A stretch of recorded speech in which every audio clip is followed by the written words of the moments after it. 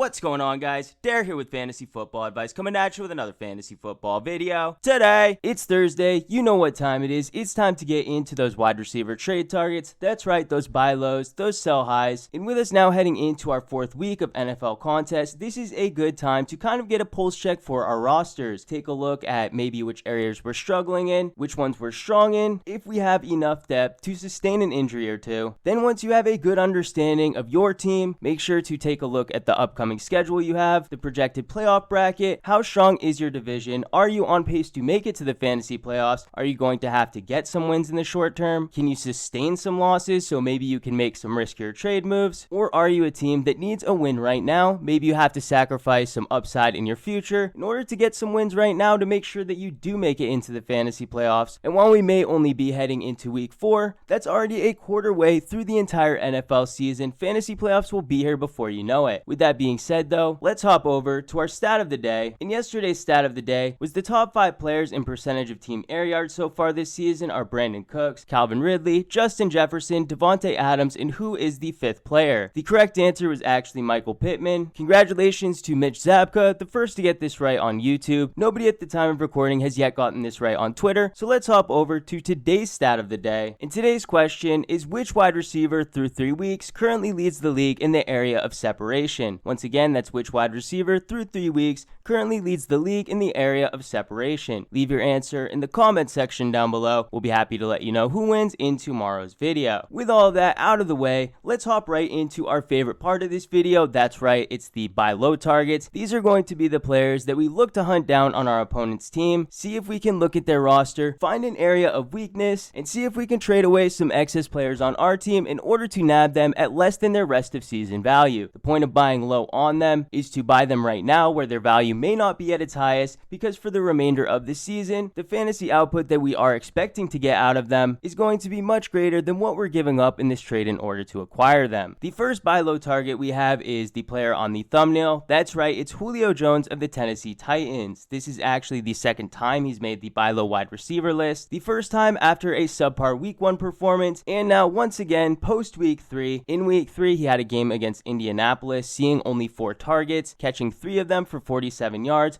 ultimately finishing with 7.7 PPR fantasy points. That in itself was a disappointing outing, considering the fact that AJ Brown was ruled out of that game with a hamstring injury very early on, so Julio Jones was presumably expected to have a massive explosion type performance. Ultimately, we got nothing like that, and Ryan Tannehill having thrown 3 touchdowns. The Julio Jones owners must be frustrated at this point that in a perfect matchup, Indianapolis being a very beatable team when it comes to defending opposing wide receivers, also a game in which AJ Brown was ruled out very early on, Julio Jones posting very poor production. Meanwhile, Ryan Tannehill threw for 3 passing touchdowns. You can't blame the owners whatsoever for being frustrated with the production and output out of Julio Jones, and that's exactly why we should be targeting him in trades this week. Before trading for him though, there are a few important things that we need to get across. First being that he is injured. There is a chance that he doesn't play for this upcoming week. That could be an additional factor that you use to help get a trade through for Julio Jones. Whether he plays this week or not, I don't think that would impact my decision whatsoever on if I'm targeting him or not. The fact that he was injured ties into the poor performance we saw from him in week 3. Despite many people understanding that AJ Brown was ruled out for the game due to injury, if you paid enough attention to know that Julio Jones only was playing on about 50% of snaps, had he been available for 70+% of snaps like he was in week 1 and week 2, he would have certainly had an excellent performance. But some owners may not look that deep. They may be frustrated with the production they saw from him in week 1 and week 2, hyper-focusing on the fact that he may not be available for this upcoming week's contest against the New York Jets. Then based off last week's performance without AJ Brown for most of the contest, question whether or not he can produce in this matchup against the New York Jets, an all-around soft matchup. For most fantasy owners, those are more than enough concerns for them to sell low on Julio Jones. For us buying into him, we can feel confident in knowing that even if Julio Jones does miss this upcoming contest, we should rejoice in knowing that AJ Brown is expected to miss multiple weeks with a hamstring injury. Julio Jones, as of right now, his injury is noted to be less severe. The door is wide open for him to play this week, and looking at his upcoming schedule with the New York Jets and then past that to the Jacksonville Jaguars, these are two premier matchups in the league, and if Julio Jones suits up and AJ Brown is unable to take the field, Julio Jones could easily push for top 20 numbers and have top 12 upside. Due to all of the concerns I mentioned earlier, I don't think what you're going to have to offer your opponent in order to get Julio Jones should be all that much. Currently, he's the wide receiver 45 in PPR leagues, wide receiver 43 in standard, so any flex level player should be enough to get it done, but stay tuned for some of our sell high candidates for ideas in that area. Alright guys, moving into the next buy low candidate, it's going to be Robert Woods, and before you guys click off the video, because I know Robert Woods has been absolutely terrible, our outlook for him isn't all that great either. Currently, he stands as the wide receiver 46 in PPR leagues. The most targets he's ever seen in any one game has been 9, but outside of that, he saw a combined 10 in the other two contests. And with us having absolutely no questions in the role of Cooper Kupp, a lot of you may be wondering why we've even included Robert Woods on this buy low list. Well, it's for the fact that you can get Robert Woods right now for next to nothing. I think many fantasy owners out there are actually considering dropping Robert Woods in 10-team leagues. I wouldn't be surprised for stacked teams to consider dropping him in a 12-team league. His trade value is at an absolute rock bottom. And while overall I'm not expecting for his role in this offense to completely shift, Cooper Kupp, while healthy, is going to remain the dominant receiver in this offense. Robert Woods playing second fiddle and the overall passing volume being a bit lower than we initially expected. But the main reason that we should be trading for Robert Woods is because he is going to be cheap enough for us to be able to stash him on the bench, potentially be a spot start in positive matchups. Remember, in PPR leagues in week 1 and week 2, he has scored over 12 PPR fantasy points, which isn't all that bad, but coming off a game against the Tampa Bay Buccaneers in which he scored 6.8 in a PPR league, this is now his worst performance of this season. Combine that with the fact that his counterpart in the receiving game, Cooper Kupp, is now coming off of his third explosion game. He still stands as the wide receiver 1 in all of fantasy football, and what you get is a player that you're going to have to pay next to nothing for. He will serve as a depth piece for your roster. No, you're not trading for him expecting to start him as a wide receiver 2, but as mentioned, a matchup based flex option is more than well in the cards. And that's not to say, of course, that he doesn't come with potential upside for the future. If Cooper Kupp does ever end up getting injured, Robert Woods would certainly see an uptick in production, if not see a complete 180 when it comes to production, potentially even launching him into back-end wide receiver 1 conversations. We're of course not trading for him with the expectation Cooper Kupp is getting hurt, but knowing that is out there in the range of outcomes, it does overall influence my decision on whether I want to trade for him or not, because remember, the players on our bench, we always do want them to have potential upside to end up cracking our starting lineups. And with me saying that we're not taking Robert Woods and trading for him with the expectation of him being an every week starter, even with that being the case, we still do want him to have a pathway to potentially improve and end up being a starter for our team. In addition to an injury to Cooper Kupp, we could see NFL defenses sell out a bit more in order to stop him. We're seeing very similar situations with players like Tyreek Hill, Stephon Diggs, who due to opposing defenses putting extra emphasis on stopping those two players, this has opened up more opportunities for other wide receivers in their offense. I could see a situation where NFL defenses, after seeing how explosive Cooper Kupp has been for them, he could turn into one of those players, and that would directly benefit Tyler Higbee and Robert Woods, ultimately being a situation where Robert Woods does see improvement without requiring an overall injury to Cooper Kupp. As for what you should send out in a trade in order to potentially land Robert Woods, I would say send one of your upside bench players. Obviously, we don't want to send a starter, because if we're not expecting to get starter level production in return, we definitely shouldn't be giving it up. But if you're able to get Robert Woods for what I would consider fair value, which would be a matchup based flex starter, then I would definitely pull the trigger on him, because despite what many people believe, Robert Woods still does have some upside for this season. The next wide receiver buy low we have is Marquise Brown of the Baltimore Ravens. He's coming off of a completely dominant first 2 weeks of the season in which he was actually a wide receiver 1 in both contests. In week 1, receiving 6 targets, catching all 6 of them for 69 yards and scoring a touchdown, scoring 19.4 PPR fantasy points in the process. Following that up in what should have been a difficult matchup against the Kansas City Chiefs in week 2, he even exceeded his output for week 1, received 4 more targets as well, coming in with 10 targets, catching 6 of them though for 113 receiving yards and scoring another receiving touchdown in the process. Now, in week 3, he's coming off of his worst performance of this season, where he he scored 8.3 fantasy points. This was against arguably the weakest defense he had faced all season. Ultimately, he had 7 targets, catching 3 of them for 53 yards. But the fact of the matter is, anybody watching that game knows that Marquise Brown himself dropped 2 receiving touchdowns. One of them was coming off of a massive play, so when it comes to yardage, he would have easily been over 100 receiving yards, potentially scoring 2 touchdowns, which easily would have been his best fantasy performance of the entire season had he not dropped those 2 passes. Currently, he stands as the wide receiver 14 in PPR leagues even after that subpar performance. Had he caught those 2 receptions, we're talking he would have been flirting with top 5 at the wide receiver position at this point, been completely unable to obtain in a trade. But if you're able to target the owner of Marquise Brown, who may not have been fully paying attention to that game, may not know that his 2 drops in that game would have not only completely changed his fantasy day, but would have launched him into the upper echelon at the wide receiver position. From this point forward, though, we've seen enough out of Marquise Brown to confidently say that he is easily going to be a top 24 wide receiver for the remainder of the season, a top 24 wide receiver with easy wide receiver 1 upside each and every week. So if you yourself are able to flip anything of wide receiver 2 value into Marquise Brown, we think for the remainder of the season you're going to be very happy with the trade that you made. It will easily pay dividends for you, and fear not, into the poor performance we saw from him last week, the team is not going to fray away from targeting him. Even with his drops, he's had far too much success so far this season. It's helping even in Lamar Jackson's development, and outside of those 2 drops, Marquise Brown has been playing out of his mind in 2021. Moving into the next buy low target, and I know nobody here is really going to be interested in buying into this player. Many of you may have drafted him, given up on him, but it's Brandin Aiyuk of the San Francisco 49ers. When it comes to fantasy football, we need to have a short memory. Yes, Brandin Aiyuk has burnt most people drafting him, and those that started him in week 1 and week 2 certainly weren't rewarded, only to potentially bench him in week 3, only for him to put up starter level production for the first time that season. That right there has to be one of the most frustrating situations you could ask for in fantasy, but because that's a very likely outcome for many of the owners and many of the people that drafted Brandin Aiyuk, and what that means is you have a player that's widely on the trading block that his owners aren't going to ask for all that much in return because he has been so frustrating to own so far this season. And for those of you on the outside who have had no shares of Brandin Aiyuk so far this season, you don't have a conflict of interest by owning Deebo Samuel, then you can take full advantage of these owners' misfortune, target Brandin Aiyuk at a value much lower than what we're expecting from him for the remainder of the season, with Brandin Aiyuk starting off with a goose egg in week 1, 1.6 fantasy points in week 2, even with a somewhat decent performance in week 3 against Green Bay, he still stands outside the top 80 when it comes to his ranking at the wide receiver position. The big difference though, and reason that we do want to trade for him now, is because he potentially could start exploding from this point forward. Excluding his slow start, we've seen him increase in his snap totals from week 1 till 3, going from 47% of snaps to 54% of snaps, seeing his most involvement with 86% of snaps, and his highest targets he'd seen on the season, coming in with 6 total targets. He caught 4 of them for 37 yards, including a receiving touchdown, but one of the targets that he didn't catch was another target in the red zone. Not only in the red zone, it was actually in the end zone, so very well he could have finished the day with 5 receptions, 2 receiving touchdowns, and then at that point he would have been completely off the table when it comes to trading for him. While I know there will be a significant percentage of you out there that will completely not target him in trades just due to the fact that he is going to be a bit riskier, yes, we've seen 1 week of production from him, but there's no guaranteeing that his involvement will increase. This was of course in a game against Green Bay that did challenge them offensively much more so than we saw in the first 2 contests, and while I do understand both of those facts, I strongly feel when we look back in about 5 or 6 weeks that the cost in which it would take to get Brandin Aiyuk in a trade after week 3 is going to be much cheaper than what his current fantasy value would be at that point in the season. And with upcoming matchups against the Seattle Seahawks, the Arizona Cardinals, 2 teams that much like Green Bay can push the San Francisco 49ers to have to continue to score offensively, Brandin Aiyuk not only makes a prime trade target heading into week 4, but he's likely going to be a wide receiver that we have ranked inside the top 30 now and through the end of his bye week. Moving into the final buy low candidate we have, and this one's pretty simple, it's Curtis Samuel of the Washington Football Team. When it comes to Curtis Samuel, the perfect time to trade for him may not have been this week with him now practicing, but that's not to say that you still can't buy low on him. Overall, if you're able to trade for him at a lower price than what you're going to get in return from him for the remainder of the season, then by all means you're still buying low on the player. What we've seen from Taylor Heinicke as the starter provides a lot of promise for what we can expect for many of the fantasy weapons in this offense. Logan Thomas has had success. Terry McLaurin has had some of his best fantasy days with Taylor Heinicke under center. So Curtis Samuel himself, he has a ton of upside in this offense. With him being injured through a significant portion of training camp and not having taken reps in practice until just recently, there is going to be a bit of a learning curve, so I wouldn't be surprised if Curtis Samuel does get off to a slow start in this offense, but if you're trading for him now, use that as a reason not to overpay for him. Again, while we do want you to buy Curtis Samuel, we don't want you to buy high into him, so if the fantasy owner is asking for a bona fide top 30 wide receiver, somebody who's producing week in and week out, then they're absolutely crazy. Curtis Samuel's in no way a guarantee, and while I strongly believe that his upside will make up for the bumpy start he's likely to get off to as soon as he returns from injury, you still should in no way, shape, or form be paying a premium for that player, because when it comes to trading for Curtis Samuel, what you're doing for your opponent who owns him is essentially eliminating all their risk. If you're able to trade for Curtis Samuel for one of your bench players, we fully support it because he's the perfect type of upside guy to stash on the bench, wait to see improvement from him, and then once you feel confident in his production, in his consistency, at that point put him into your starting lineup. Until then, you should expect him to ride the bench, so if your team can't afford to have someone ride the bench for that long, then he may not be the target for you. And because he doesn't have any guaranteed production in the near future, that's exactly why we can't afford to trade an every week starter for him. Alright guys, let's move into the sell high candidates. We only have 3 this week at the wide receiver position, and we'll start with the one that was on the thumbnail. You guys already saw him at this point, but it's Chase Claypool of the Pittsburgh Steelers. When it comes to Chase Claypool, I know there is going to be a portion of you out there that may not agree with us selling high on him because A, Deontay Johnson's currently injured, B, Juju Smith-Schuster, he also got injured last week as well, and C, Chase Claypool is coming off a game in which he saw a whopping 15 targets. In addition to seeing 15 targets, he saw the most snaps he had seen so far this season, coming in with a 92% snap share, and presumably if Juju Smith-Schuster and Deontay Johnson continue to miss time, then Chase Claypool could yet again see this type of target market share and earn himself an even bigger role even when they return. While that is true, I think many people are overestimating the injuries to both Deontay Johnson as well as Juju Smith-Schuster. For starters, Deontay Johnson was not put on the injured reserve list, which would have held him out for 3 weeks, which means that the Pittsburgh Steelers fully expected him to come back reasonably within that 3-week span. That means despite his injury, he is likely going to return very soon to this offense, and as soon as Deontay Johnson returns, Chase Claypool's value is going to diminish greatly, and when it comes to Juju Smith-Schuster, there's no guaranteeing he even misses this upcoming week. Deontay Johnson as well could play this upcoming week, and when it comes to the Pittsburgh Steelers offense as a whole, it hasn't been performing all that well, so Chase Claypool, even though he received 15 targets, him catching 9 receptions for 97 yards, that's not exactly the type of fantasy output we would expect from somebody receiving 15 targets, but unfortunately in this Pittsburgh Steelers offense, that's the type of upside that we can expect with that type of target market share. If you're able to target any owners that may value Chase Claypool higher due to the injuries of these wide receivers, or think 15 targets for Claypool is going to amount to the same as 15 targets in any other offense, then by all means, you should be trading away Chase Claypool this week while his fantasy value is at its highest point we've seen it. The next wide receiver sell high we have is Brandin Cooks of the Houston Texans, and I know Brandin Cooks has defeated all odds by being a top producer, a wide receiver 1, despite who's starting at quarterback, but I'm here to tell you that if you're able to get wide receiver 1 value for Brandin Cooks, the wide receiver 6 right now in PPR leagues, then I'm saying pull the trigger as fast as possible. Right now, he's going to be up against Buffalo this week on the road. Buffalo, a team very strong against outside wide receivers, specifically the role that Brandin Cooks plays in. While he is undoubtedly in for a high percentage of the team's targets, overall the quality of the targets being on the lower end, in addition to the quality of the defense being on the much higher end, it wouldn't be reasonable for us to expect him to continue to put up these types of numbers. Then even looking past the Buffalo matchup to the following week, we have New England. In New England, similarly to Buffalo, they are very strong against outside wide receivers, so Brandin Cooks, again, it's an uphill battle for him to retain his wide receiver 1 value. Because he's a player who's likely going to decrease in value over the next couple weeks, selling him now while his value is at its highest is going to be in your best interest, but I could understand not selling him because he is a player who is going to retain somewhat of his fantasy value, potentially at worst being a wide receiver receiver 2, but if you're able to extract wide receiver 1 value out of him in a trade, then I definitely would pull the trigger on trading him away. The final sell high player we have in today's video is Mike Evans of the Tampa Bay Buccaneers, and it's not as if I'm down for Mike Evans on a season-long perspective. I do think that he is going to retain his high-end wide receiver 2 value for the remainder of the season, but with the Tampa Bay Buccaneers having strong weapons in Chris Godwin as well as Antonio Brown, Mike Evans is bound to have some bust games along the way, with him coming off of a game in which he scored over 18 fantasy points against the LA Rams, one of the league's toughest, if not the toughest defense against opposing wide receivers, and Mike Evans coming off of the week before that with 2 receiving touchdowns. His fantasy value may be near its highest. Let us also remember that Antonio Brown does return this week, and he was unavailable last week. It does call into question on whether Mike Evans would have had as much success in week 3 had Antonio Brown been available, and with him being available from now and for the foreseeable future, it's just going to increase the overall week-to-week volatility and risk you're going to have to assume when it comes to Mike Evans. With his next 2 games against the Miami Dolphins and New England Patriots, 2 very difficult matchups for the wide receiver, trading him now may be in your best interest, because I wouldn't be surprised whatsoever if he puts up a dud in one of these matchups. But guys, that's going to do it for this video. We really hoped you enjoyed. If you did, how about hitting that like button? If you're new to the channel, please hit that subscribe button. Thank you all for watching. We'll catch you on the next one.